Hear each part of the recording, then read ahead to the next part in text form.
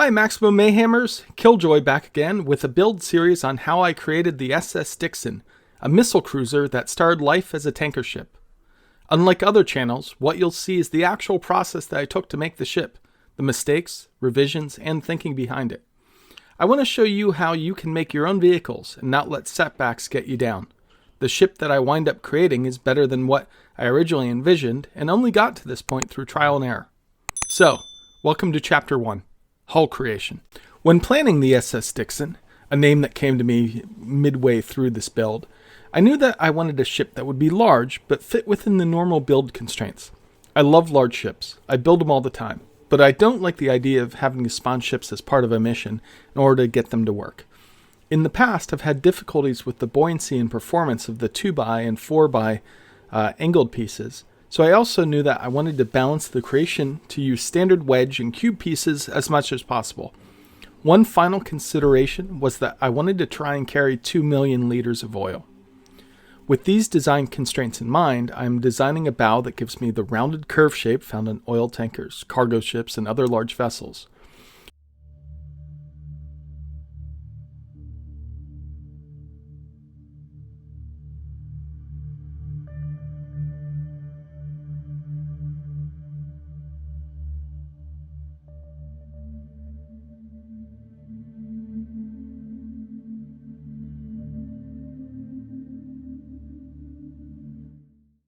I then begin shaping the vertical cross-section to again use wedge shapes as much as possible, before making the profile less sharp with the bottom half in 1x2 wedges.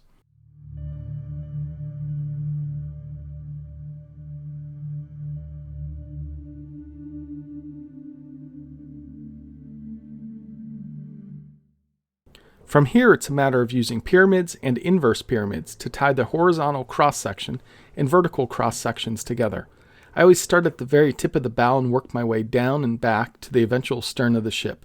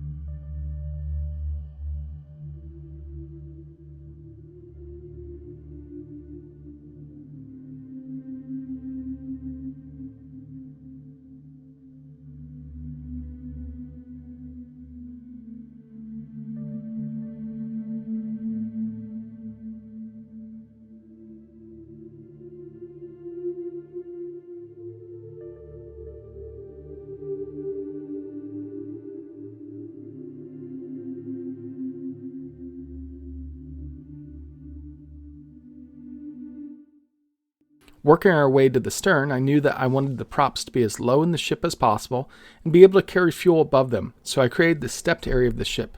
The props will be located as far towards the center as possible, increasing the amount of area that we have for cargo and providing good stability as all of the weight is located down low and in the center of the ship.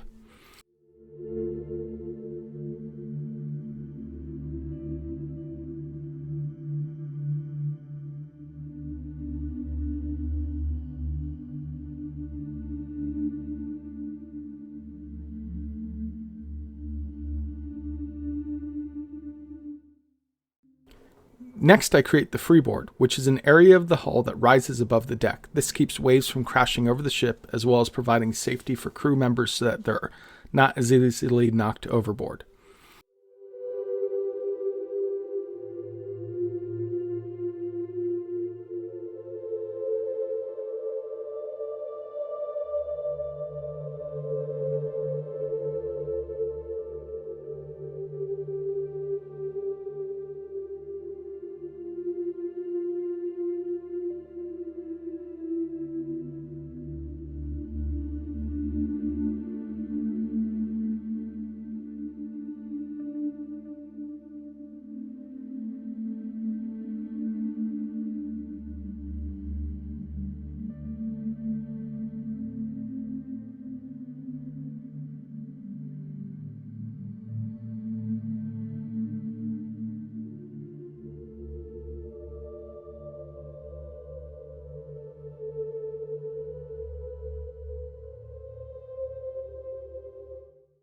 Then I start laying out the fuel tank for the ship itself. Again, keeping the fuel low and centralized maximizes performance of the ship and helps me build a vessel that will self-right in tsunamis and other high waves.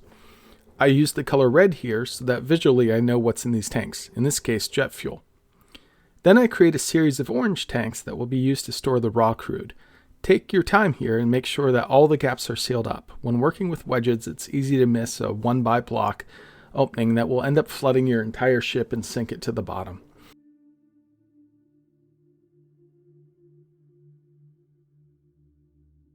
As you'll see, I also leave the sides of the hull open as long as possible because I think it's easier to see what you're doing when building your ship.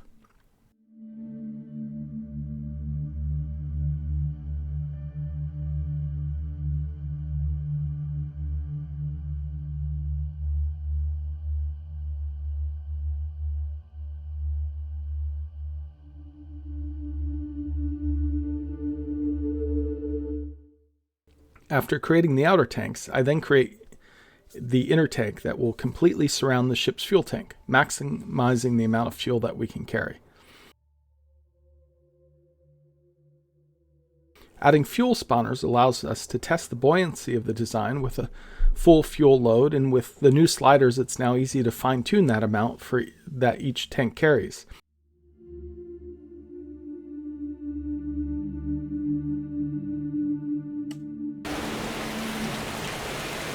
This allows me to start off with a large fuel tank and then reduce its capacity to test different tank sizes.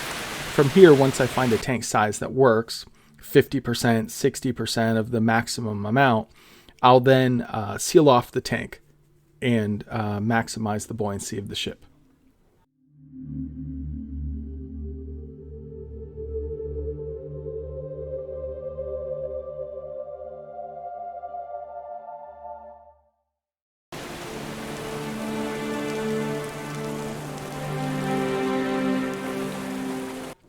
Jet engines and water do not mix, so it's really important in this stage to make sure that the intake of your engines is going to stay above the water. Any water into the intake when the jets are running tends to break the engines, and even after they're out of the water, the engines will no longer work. I've allowed for this by building a tall bridge area that will also incorporate the engines. We can see the ship is still not as buoyant when carrying a full load as I would like it to be, so one of the ways of fixing this is to increase the amount of spaces that are filled with air.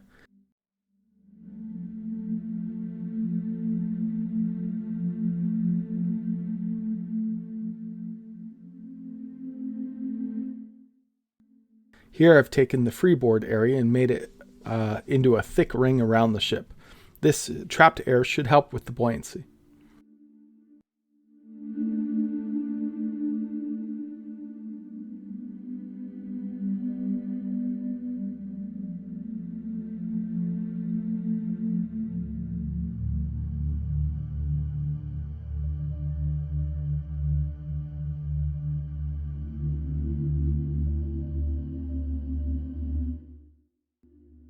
It has helped, but not as much as I need it to.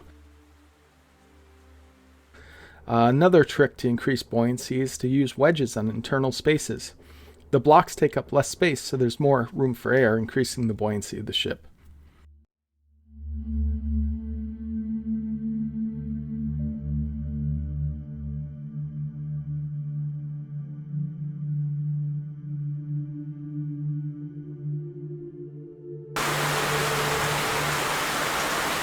Again, it's helped a little, but not nearly as much as I need it to.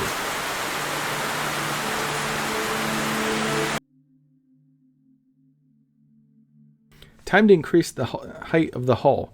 Using the freeboard as a guide, we can now just raise the sides of the hull and make a new deck. Replace the freeboard, erase the old deck, and test again.